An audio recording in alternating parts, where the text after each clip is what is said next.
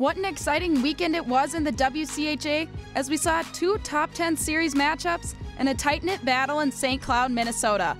I'm Rachel Herzog and welcome to Inside the WCHA, and let's take a look at how the first border battle of the 2020-21 season rounded out the Minnesota Golden Gophers and the Wisconsin Badgers. The Badgers got off to a hot start on Friday's game with 2 goals in the first period from Sophie Shirley and Dara Gregg. And Wisconsin was able to double their lead to 4 as Britta Curl snuck one past bench and Daryl Watts cashed in the 4th goal late in the second period. McKenna Webster topped off the game with a redirect goal shot from Nicole Lamantia. The Badgers skated to a 5-0 win and Kennedy Blair recorded her 3rd shutout of the season. In Saturday's game, Brett Pettit set the tone early with a goal in the first 4 minutes of the game. Lacey Eden extended the lead to 2 with a goal in the final 4 minutes of the period.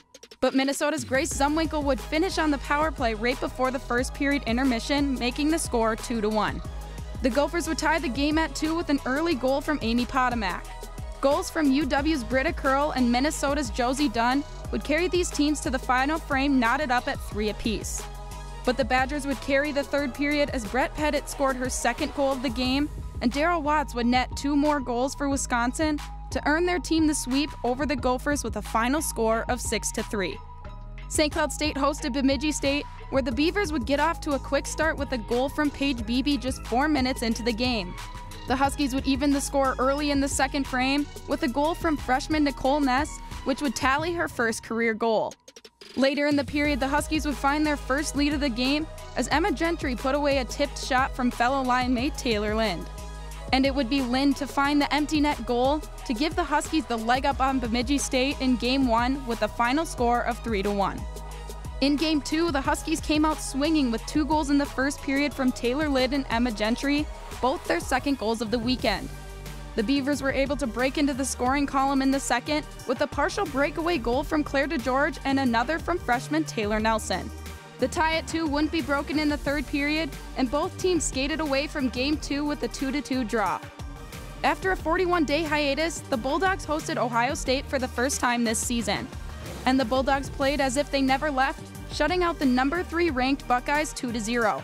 The game-winning goal came from senior forward Anna Klein, beating out 3 Ohio State players to put a shot high past Andrea Brandley. Taylor Anderson secured the game with an empty net goal, giving the Bulldogs the win on Friday night. Saturday's game was another low-scoring one, but this time in favor of the Buckeyes as Brooke Bink found the lone goal of the game in the second period, sneaking the puck past Emma Soderberg. Ohio State held on to this 1-goal game, ending with a 1-0 win and a split on the weekend. The WCHA isn't letting up as there are 3 more series on deck for this weekend.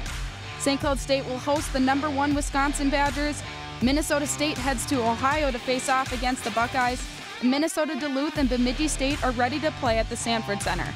Tune into FlowHockey.tv or Big Ten Network Plus to watch all the action live, but catch next week's edition of Inside the WCHA for all the scores and highlights. As always, you won't want to miss it.